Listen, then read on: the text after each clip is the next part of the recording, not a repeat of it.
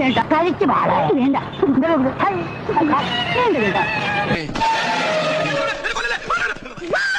ഈ വിരൽത്തുമ്പിൽ പിടിച്ചോണ്ട് എന്തെങ്കിലും ഒരു ദിവസം ഞാൻ നിന്റെ അച്ഛന്റെ മുന്നിലെത്തും. എന്നിട്ട് ആ മുഖത്ത് നോക്കി പറയും, അമ്മാവാ ഞാൻ ഒരു കിസ് കൂടെ. മാതാവേ, ഞാനൊരു മനുഷ്യനാണെന്ന കാര്യം എന്ത് ചെയ്യാനാ? ഈ ഭൂമിയിൽ നിങ്ങൾ ഒരേ ഒരാളിനെ മാത്രമേ മനഃപൂർവ്വമായി സ്നേഹിക്കാവൂ. അത് ഞാനായിരിക്കണം. വെളിച്ചം പൊങ്കതേ പരവശം